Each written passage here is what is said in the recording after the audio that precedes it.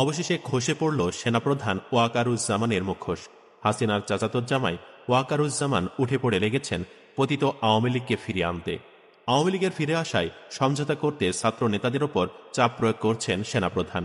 এমনই অভিযোগ করেছেন জুলাই আন্দোলনের অন্যতম সংগঠক ও জাতীয় নাগরিক পার্টির দক্ষিণ অঞ্চলের মুখ্য সংগঠক হাসনাত আবদুল্লাহ। আর এই তথ্য ফাঁস করায় হাসনাতকে দুনিয়া থেকে সরিয়ে দেওয়া হতে পারে বলে শঙ্কা প্রকাশ করেছেন অনেকেই। এখানেই শেষ নয়, এখন একের পর এক বেরিয়ে আসতে শুরু করেছে সেনাপ্রধানের সমস্ত অপকর্ম। জানা যাচ্ছে পিলখানা হত্যাকাণ্ডেও জড়িত ছিলেন ওয়াকার। অনেকে বলছেন ওয়াকার পিলখানা হত্যার সাথে জড়িত ছিল বলেই হাসিনা ওয়াকারকে সেনাপ্রধান বানিয়েছিল। জুলাই বিপ্লবে ওয়াকারের হাতে দ্বিতীয় কোনো অপশন না থাকার কারণে ওয়াকার হাসিনাকে পালাতে সাহায্য করে। এতে করে হাসিনা প্রাণে বেঁচে যায়। বলা যায় ওয়াকার হাসিনাকে বাঁচিয়ে দিয়েছে, না হলে সেদিন ফ্যাসিস্ট হাসিনাকে শেষ করে দিত সাধারণ মানুষ। স্বৈরাচারীর বিচারও এভাবেই হবার কথা ছিল, কিন্তু ওয়াকারের জন্য তা সম্ভব হয়নি। হাসিনা পালানোর আগে ওয়াকার হাসিনাকে প্রতিশ্রুতি দেন তার সকল নেতাকর্মীকে নিরাপত্তা দিয়ে দেশ ত্যাগ করতে সাহায্য করবেন। ওয়াকার তার প্রতিশ্রুতি রক্ষা করেছে এবং এখনও করেই চলেছে। প্রশ্ন হচ্ছে, সেদিন যদি হাসিনা না পালাতো তাহলে কি হতো? সেদিন হাসিনা না পালালে একদল বিদ্রোহী সেনা অফিসারের হাতে ওয়াকারের প্রাণ যেত এবং হাসিনার মৃত্যু হতো গণভবনে, সাধারণ ছাত্র জনতার হাতে। সুতরাং যারা বলে ওয়াকার আমাদের উদ্ধারকর্তা, এ কথা সম্পূর্ণ ভুল। ওয়াকার যদি দেশপ্রেমিক হতো তাহলে হাসিনাকে পালাতে সাহায্য করত না, বরং হাসিনাকে বন্দী করত। এখানে শেষ নয়, বহুল আলোচিত আয়নাঘরের বিষয়েও সবকিছু জানতেন ওয়াকার। বছরের পর বছর কর্তৃপক্ষ গোপন কারাগারের কথা অস্বীকার করলেও শেখ হাসিনার প্রায় 16 বছরের শাসন ব্যবস্থা ভেঙে পড়ার পর গুমের শিকার ব্যক্তিদের অনেকে ফিরে আসছেন। তাদের মুখে জানা যাচ্ছে সেই কারাগারের লোমহর্ষক বর্ণনা।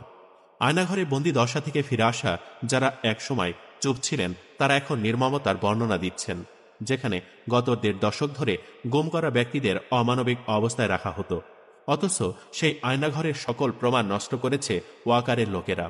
এদিকে ক্যান্টনমেন্টের মিটিংয়ে সার্জিস আর হাসনাতকে যখন ওয়াকার আওয়ামী লীগকে ফিরিয়ে আনার প্রস্তাব দিল, তখন ওরা একদম ক্লিয়ার বলে দেয়, আপনি এটা করলে 5 তারিখের উল্টো ইমেজ তৈরি হবে আপনার, সারা দেশে ভিলেন হয়ে যাবেন। ওয়াকার সঙ্গে সঙ্গে উত্তর দেয়, আই কেয়ার নাথিং, কে কি বলল আমার যায় আসে না। এদিকে বড় বড় তালেবররা কয়েক মাস ধরে ওয়াকার আর কচু খেতে দালালি করে যাচ্ছে। ওয়াকার এখন পুরোপুরি আওয়ামী পুনর্গঠন প্রক্রিয়ায় ঢুকে গেছে, নিজে সব লিড দিচ্ছে।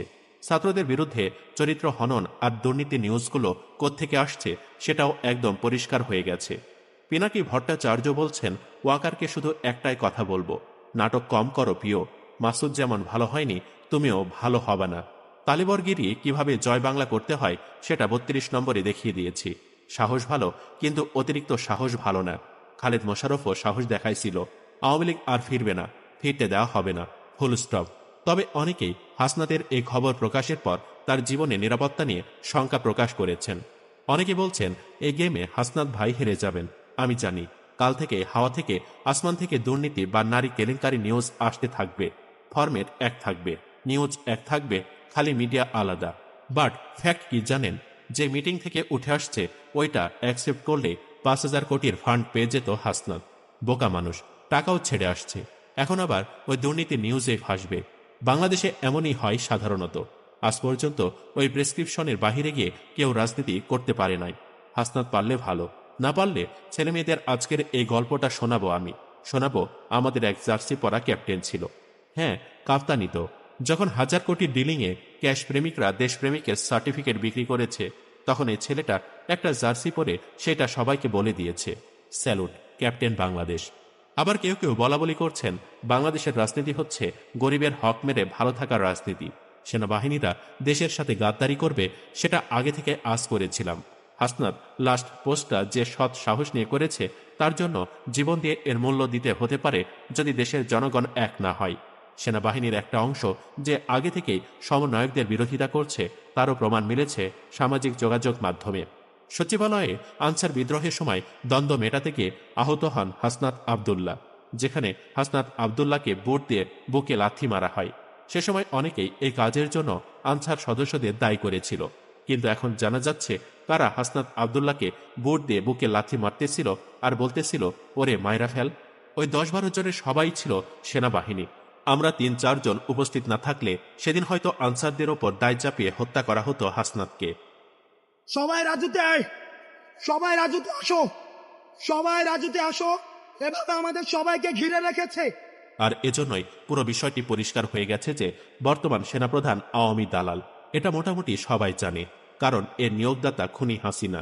তারপরও বাংলাদেশের মানুষ ভেবেছে যে ৫ই আগস্টের পরে সেনাপ্রধান নিজেকে শুধরে নিবে, কিন্তু সেটা হয়নি।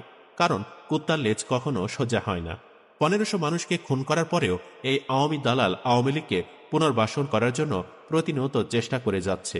শুধু তাই নয়, এ রাষ্ট্রদ্রোহী সেনাপ্রধান ভারতের সাথে মিলে ভারতের এজেন্ডা বাস্তবায়নে কাজ করছে। সেনাপ্রধানের সাথে যে ভারতের সেনাবাহিনীর সার্বক্ষণিক যোগাযোগ রয়েছে, এটা কিছুদিন আগে ভারতের সেনাপ্রধান নিজেই স্বীকার করেছে।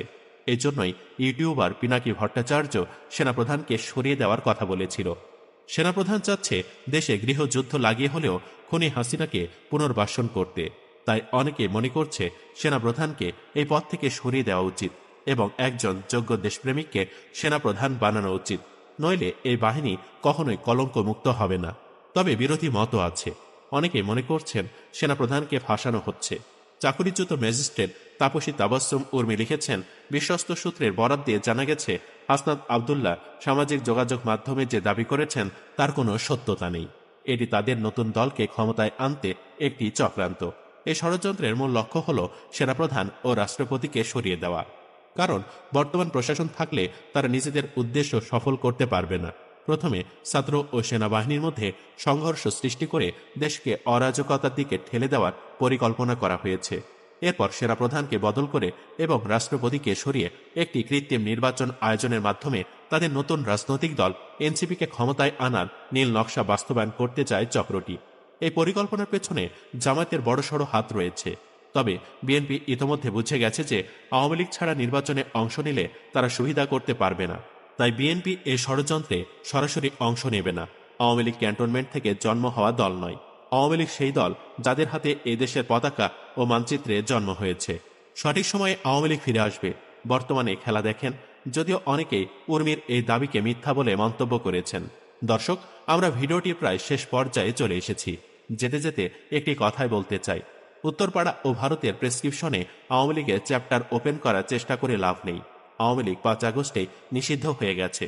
যারা আওয়ামী লীগকে নতুন করে ফেরানোর চেষ্টা করবে তাদের পরিণতি হবে হাসিনার মতোই।